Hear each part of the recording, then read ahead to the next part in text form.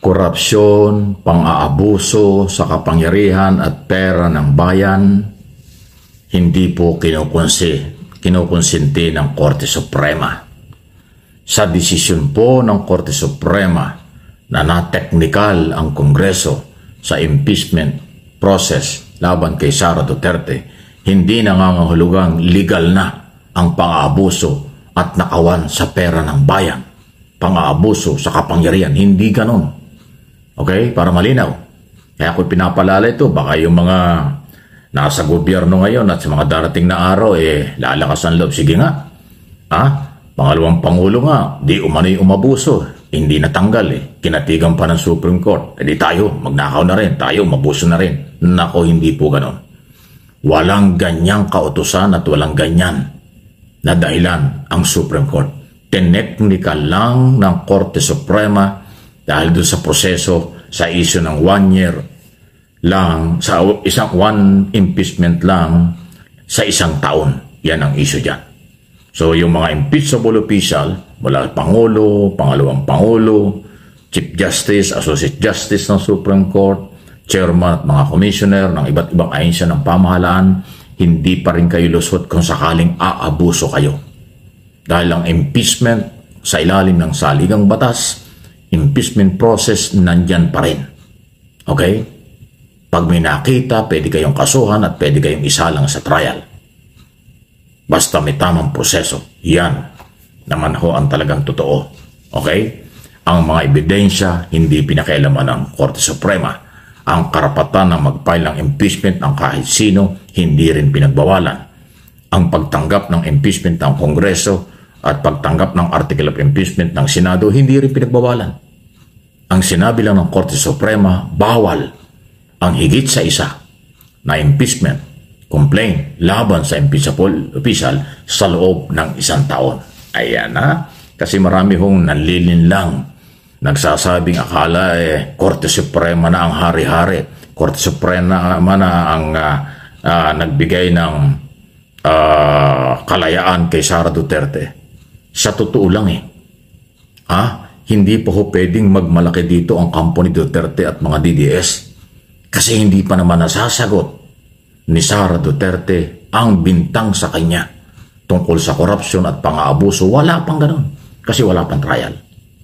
Actually, kung may nawala sa mamamayang Pilipino bilang complainant dito sa isyung ito, malaki rin ang nawala at pagkakataon kay Sara Duterte na maipagtanggol ang kanyang sarili dito sa panahong ito, sa taong ito.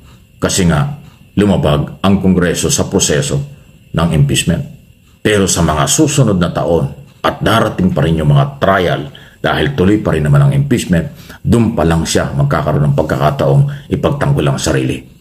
So sa nakaraang taon at kasalukuyang taon, mukhang hindi nabigyan ng pagkakataon si Sara na ipagtanggol ang sarili dito sa Supreme Court decision. Pero kung itutuloy ng Senado at Kongreso ang trial, kahit na may ruling ang Supreme Court, yan ang pagkakataong sagutin ni Sara. At kung hindi man mangyari ito sa February, March o sa susunod na buwan ng 2026, yan pa rin ang pag-uusapan. Alis korupsyon, pang-aabuso sa kapangyarihan ng Pangalawang Pangulo sa Office of the President. Office of the Vice President, I'm sorry. Yan po yun Wala pang dapat matuwa at wala pa rin dapat na magpiesta or magkaroon ng celebration sa isyong ito.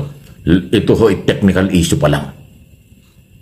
Again, yung paghahanap ng katarungan at katotohanan, paghahayag ng kanilang depensa at ebidensya, hindi pa nangyayari, mangyayari pa lang. Kaya ang tanong, kayo ba'y pabor na ituloy ng Senado at Kongreso ang impeachment trial? Di ba? Kasi yun ang mga initial na nangyayari. O maghintay na lang ng 2026, back to zero. Back to square one ang impeachment. May magpapail ulit ng impeachment, i-entertain yun, magkakaroon ng public hearing, magkakaroon ng tamang proseso bago dali ng article of impeachment. Yun ba yun? Yan ho yung ating mga hindi pa tapos ito. Kasi every year may impeachment. Di ba? Yan ang sinasabi ng saligang batas. Merong isang impeachment complaint every year lang. Hindi pwedeng 2, 3. Yun, okay? Kaya kung si Sara ay pansamantalang nakahinga, pansamantala lang yun. Masakit pa rin ang kanyang paghinga sa mga darating na araw dahil hindi pa tapos ito. Kung gumastos siya sa kanyang mga abogado, napakarami tungkol dito sa unang salbong ito, sa mga susunod, mas malaking gastos at mas marami pang problema. Kasi definitely, hindi papayag ang mamamayan, ang Kongreso, bilang mga prosecutor at complainant na mawawala itong kasong ito.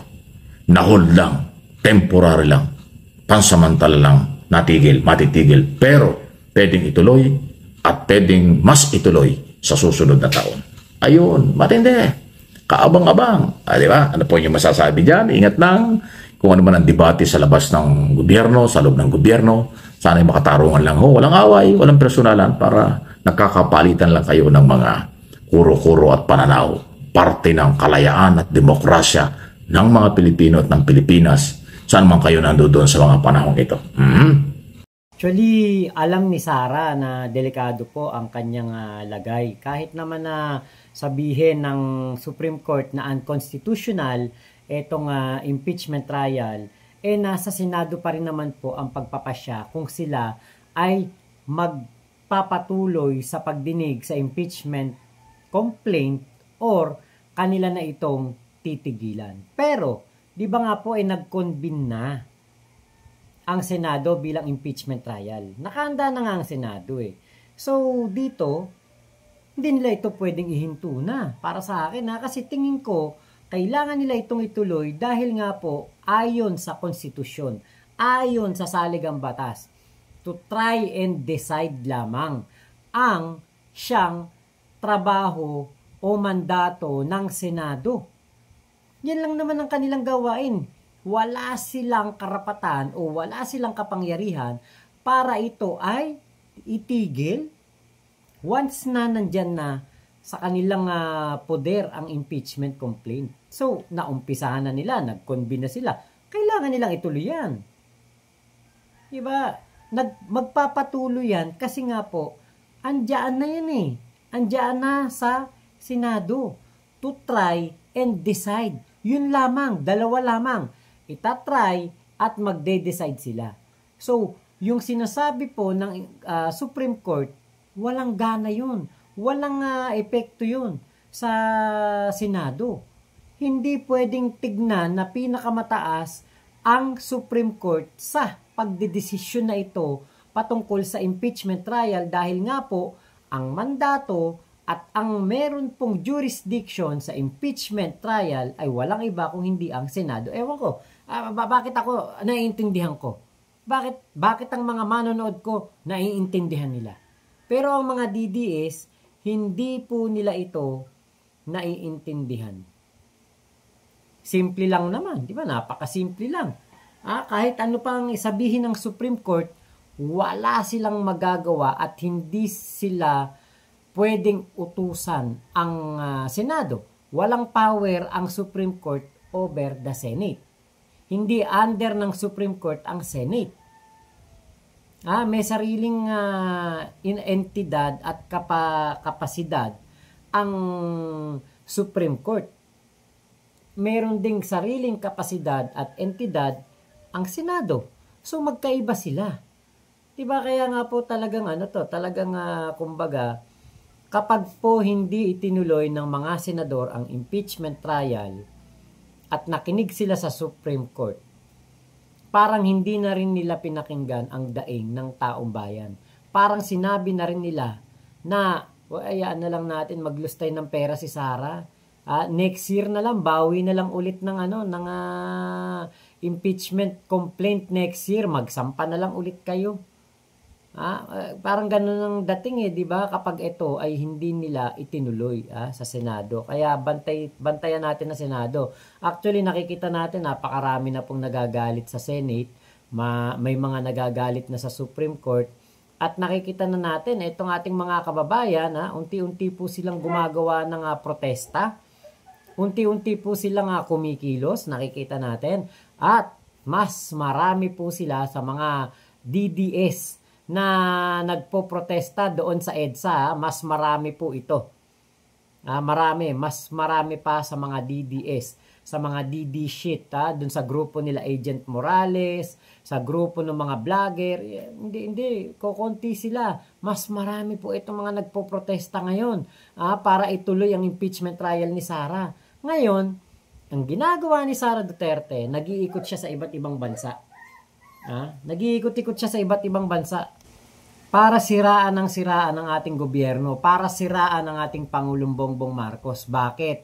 Kasi alam niya delikado siya. Alam niya meron siyang hulog dito, may tulog siya dito, meron siyang posibilidad talaga na ma-impeach. Kaya ang ginagawa niya, pinupuntahan niya yung iba't ibang bansa para siraan si PBBM at ang ating gobyerno. Yun ang ginagawa niya. Gusto niyo pong katibayan na yan ang ginagawa niya? O eto po video niya sa South Korea na kung saan, kung ano-ano ang kanyang mga sinasabing paninira sa ating Pangulong Bongbong Marcos na hindi naman totoo. Konstitusyon yun na hindi tayo kikiling kahit kanino man na dayuhan para sa ating bayan. Pero anong nakikita natin ngayon? Ang nakikita natin ay ang militarisasyon ng ating bayan. Ang pagpapasok ng mga Amerikano sa iba't ibang lugar sa ating bansa. Ang paglalagay ng factory ng armas sa ating bansa. Anong sinabi ni President Trump noong meeting nila? Ang sabi ni President Trump, they tilted towards the China. And anong sinabi niya? Naayos namin yon. And now it is tilting towards the United States. Ano ibig sabihin ng tilt? Di ba sumasandal? Anong tilt sa Tagalog? Kuya. Kumikiling. Kumikiling na ang ating foreign policy papunta sa US. Hindi ko word yan. Hindi ko salita yan. Napanood natin yan na sinabi. Kumiling ang Pilipinas sa Amerika. Hindi tama yun. Kasi ang nakalagay sa ating konstitusyon ay independent foreign policy. Ibig sabihin, wala kang, hindi ka kikiling. Tatayo ka sa sarili mong paa. At ano ang ginagawa nila sa West Philippine Sea? Nakikipaggirian sila sa China. Meron tayong arbitral award. Sinasabi sa atin ang West Philippine Sea. Ang dapat natin gawin, dalhin yan doon sa Beijing. Pag-usapan natin ito. Amin ang West Philippine Sea. May arbitral award. Hindi yung makikipaggirian ka doon sa dagat.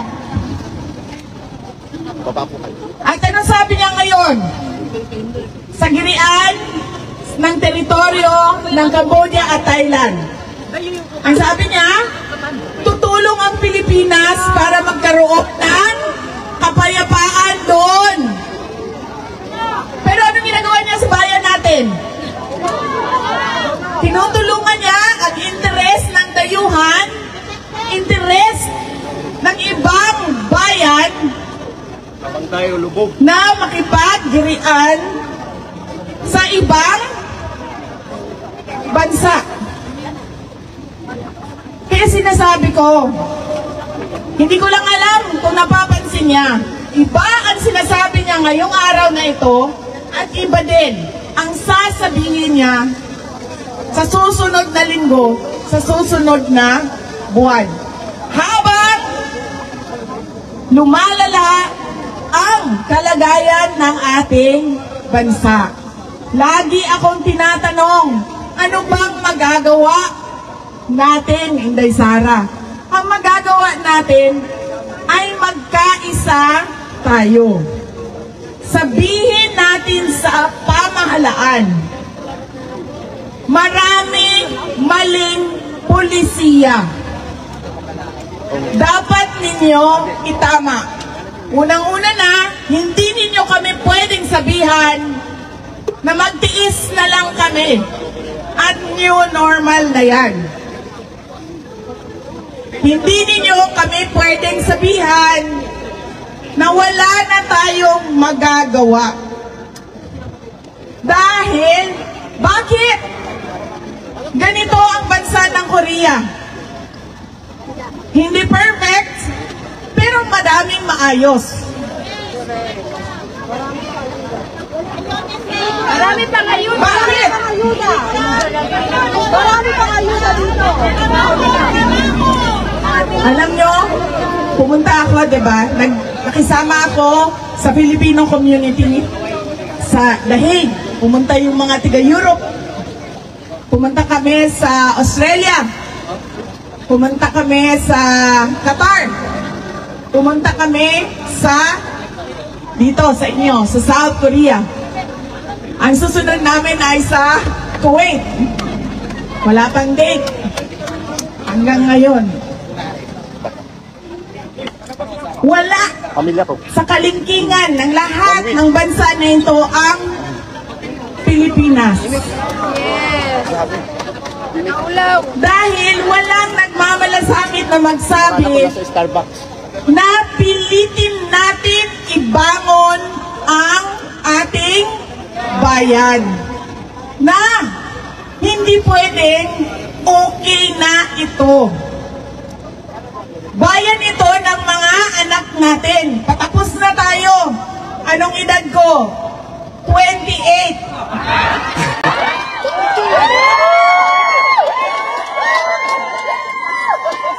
Uy, sandali. Kahapon, nagsakay kami ng international taxi. So, yung Koreano na driver, marunong siya mag-English. Pero hindi kami nagsabi kung sino kami. Hindi kami nagsabi sa kanya. Basta nagpa-drive-drive lang kami sa mga kailangan namin gawin. Overheat. Sabi nung taxi driver, Kailangan pa rin dapat nagkanong payong. may asawa na ba daw ako? Ewan ko ba't may nakikinig pa dito, no? Walang sustansya ang mga pinagsasasabi. Alam niyo, parang lukreng, parang may toyo, parang sisang baliw no? Ayaw lang magtanong. Nagtigil ako. Sabi niya, may asawa na ba daw ako? Ayaw lang magano. Ayaw lang. Tapos sabi ko sa kanya, wala, uy, 28 years old lang ako.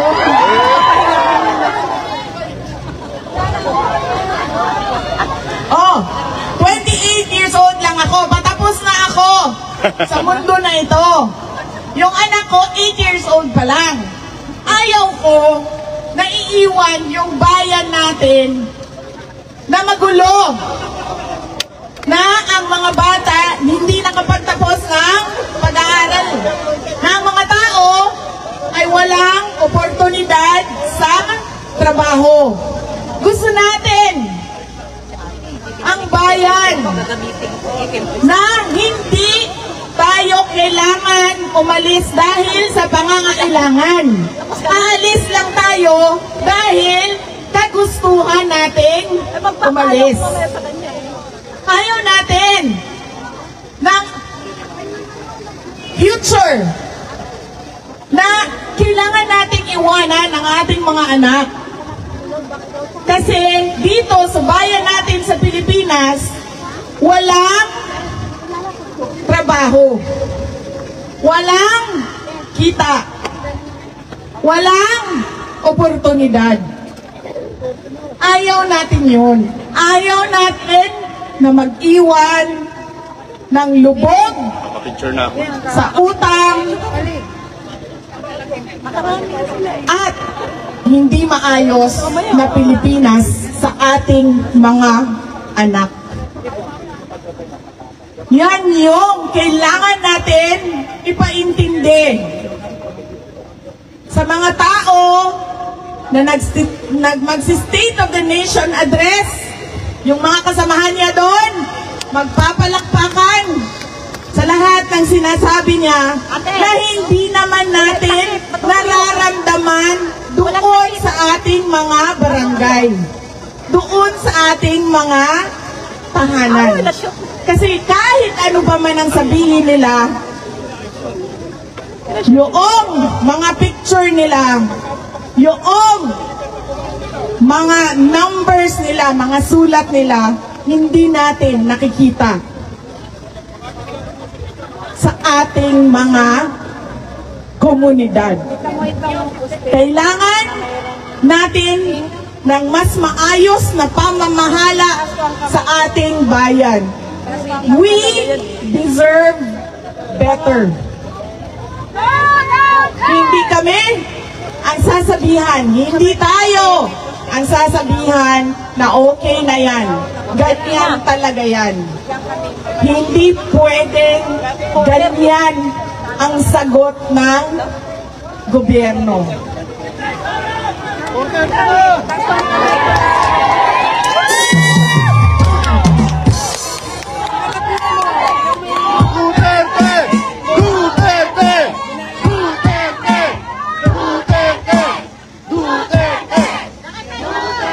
Alam nyo, kahit saan ako pumunta, yan ang sinasabi ng taong bayan sa akin. Pero paalala ko lang sa inyo, hindi ito trabaho lang ng isang tao, ha?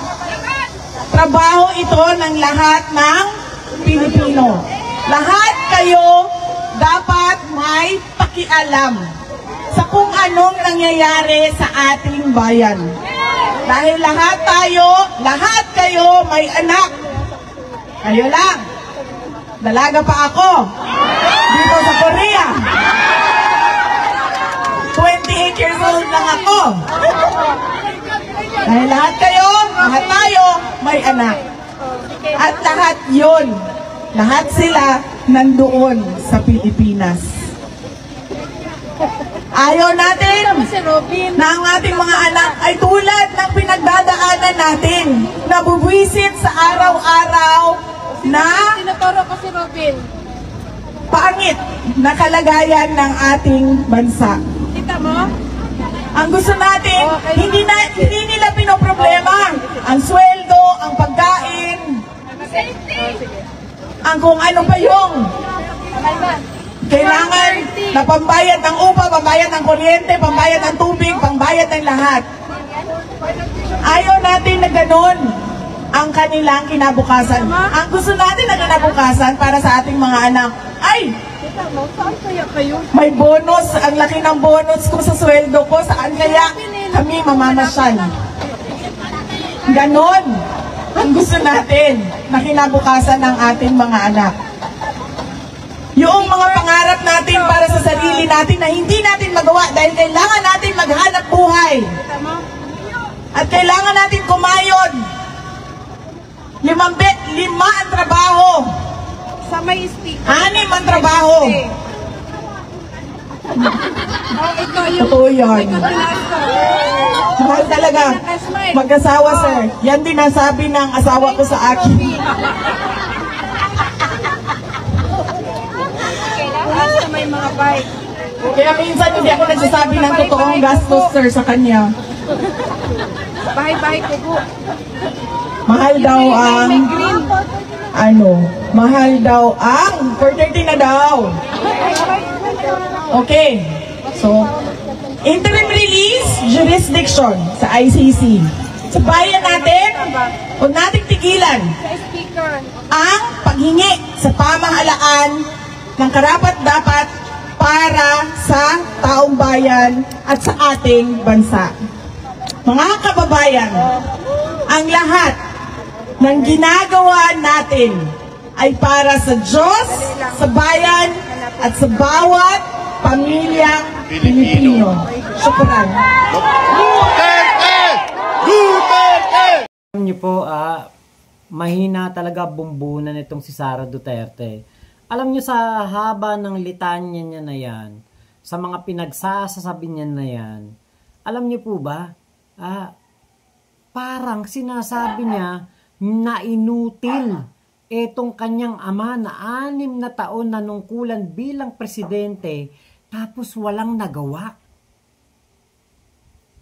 Diba? Yun ang kanyang mga sinasabi. Walang oportunidad, walang pagbabago, walang makuhang mga trabaho. Bagsak ang Pilipinas. 6 na taon naging pangulo ang tatay niya. So, ibig sabihin, walang kwentang presidente si Digong. Diba? Grabe, no? Pero mo, ganyan ang kanilang naratibo na parang ang tatay ni Sara hindi dumaan sa pagka-presidente. At ang bobobo naman ng mga nakikinig sa kanya, doon sa South Korea, na parang kinakampihan pa siya. 6 na taon naging presidente tatay mo eh. Hindi na iangat ang buhay. Antas ng buhay ng mga Pilipino. Tapos isisisi mo kay PBBM na 3 taon pa lang itong namumuno. Samantalang yung tatay mo, 6 na taon namuno. Binaon lang kami sa utang. Walang nagawang matino. Napakaraming krimen, napakaraming droga, napakaraming mga kung ano-anong kabulastugan ang ginawa sa gobyerno. Legal na sinindikato ni Digong ang gobyerno ng Pilipinas, ang pamahalaan. Tapos ngayon, parang ang dating, kasalanan lahat ni PBBM, itong nangyayari na ito sa Pilipinas. 3 taon pa lang namumuno si PBBM. Tatay mo, 6 na taon. Hindi mo ba naisip yun, Sara? Nasampal yun sa tatay mo? Na yung nilalait mo na gobyerno, 6 na taon naging parte ang tatay mo nun at wala siyang nagawang maganda sa buhay ng mga Pilipino. Buti na lang talaga masipag si PBBM, trabaho ng trabaho. Alam niyo po kung bakit? Kung ang ating presidente, katulad ni Sara Duterte, napasyal lang ng pasyal, puro pansariling interes ang iniisip, baka po ngayon, may civil war na dito sa ating bansa. Buti na lang talaga ang ating Pangulong Bongbong Marcos hindi po nagpapaapekto sa mga paninira at sa mga katarantaduhan na ginagawa nitong si Sara. Patuloy lang ang kanyang trabaho. Kaya hindi na tayo magtake. Kung gagawa po ng mga komosyon itong mga Duterte, katulad na lang ng paghahamon ng suntukan ni Baste Duterte kay General Torre. Para malihis ang issue. O kita nyo? Nasa si Baste. Diba? Hinahanap siya ni General Torre. Nagtatakbo papuntang Singapore. Bakit? Para nga naman maka-eskapo. Para hindi siya mapilit na lumaban kay General Torre. Actually, nasabi ko na to ilang beses na. Kahit na sundin natin ang kagustuhan ni Baste, nalalabanan niya kuno si General Torre sa araw ng Martes, Miyerkules o next week. Wala po. Magdadahilan at magdadahilan pa rin yan. Magpapalusot at magpapalusot yan. Hindi po talaga yan lalaban kay General Torre dahil sa takot na makita ang tato sa kanyang likod at mabubunyag ang kanilang koneksyon sa triad. Yun ang totoo niyan. Diba? Kaya nga po ito, tignan nyo, panoorin pa po ninyo itong video ni Sir Mike Abe. Sunod na ating pag-usapan, Oy Baste, kamusta ka na? Anong ginagawa mo sa Singapore? Inihintay ka ni Torre dito sa boxing ninyo. Hindi ho umatras si Torre, nanindigan at pinaghandaan ka. Bakit bigla kang nawala? Nasaan ang tapang mo ng pakikipagsuntukan? Nasaan ang tapang mo ng paghahamon? Bakit nung ikaw ihaharapin na, bigla ka nag-abroad? Totoo bang nasa Singapore ka? Anong ginagawa mo dyan? Baste Duterte, acting mayor ng Davao City. Official ba yan? O nagbabakasyon ka lang?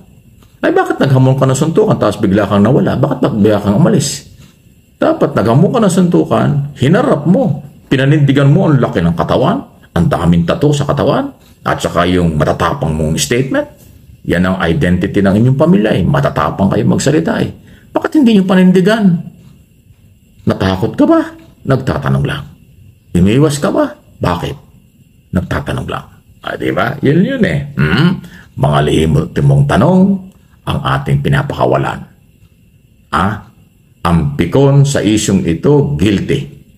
Sa totoo lang. Pero sabi ni Torre, hindi siya matitinag. Tutulong siya sa mga biktima ng kalamidad kung ano ang maipong pera at iba pa tungkol dyan sa boxing na ito na hindi natuloy, pero hindi man natuloy ang boxing, ang laban, tuloy ang mga donasyon, tuloy ang pagkakawang gawa ng PNP Director General. Tutulungan dahil charity nga po ang mga biktima ng typhoon at flooding. Yun ang maganda ron. May nanalo pa rin. Si Torre at PNP ang nanalo, General Torre. At mananalo rin ang mga matutulungan na kawawang nangangailangan ng tulong sa panahon ito. Kaya ano man ang nangyari, nagbabakasyon o kung ano mang ginagawa ng mayor ng Davao sa abroad, may nanalo na at may mananalo pa dito sa naudlot na mga dighay na hindi naman pala kayang panindigan. Talaga lang, ha?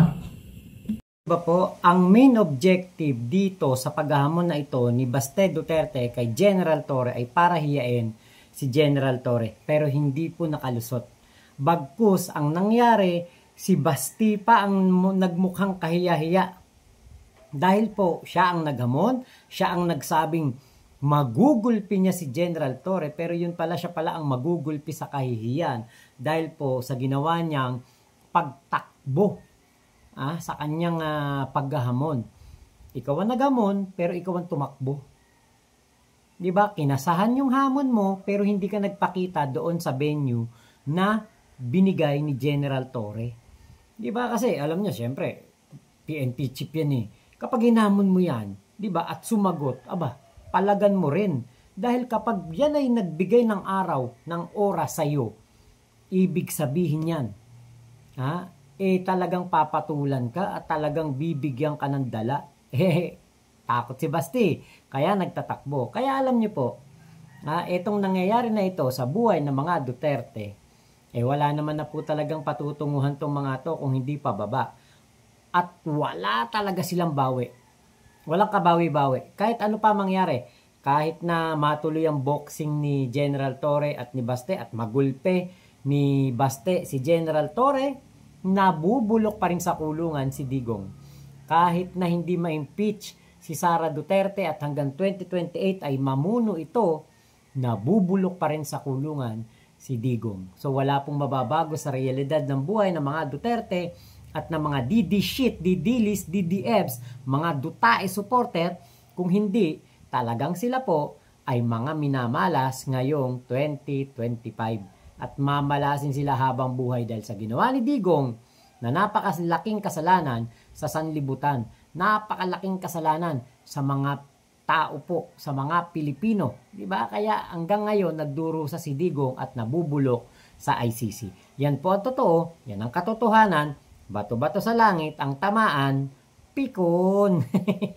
So yun lamang po, maraming salamat sa pagsama niyo dito sa aking vlog na ito. Thank you Sir Mike Abe sa yung video na napakatindi, napakagandang panoorin at bigyan ng reaksyon dahil punong-puno po ng impormasyon. Walang fake news kay Sir Mike Abe, MA Pinoy TV at Mike Abe Opinions dito po sa YouTube. Maraming salamat po, Mama Chup Chup, love you, love you. God bless us all, Pilipinas. God first, salamat po.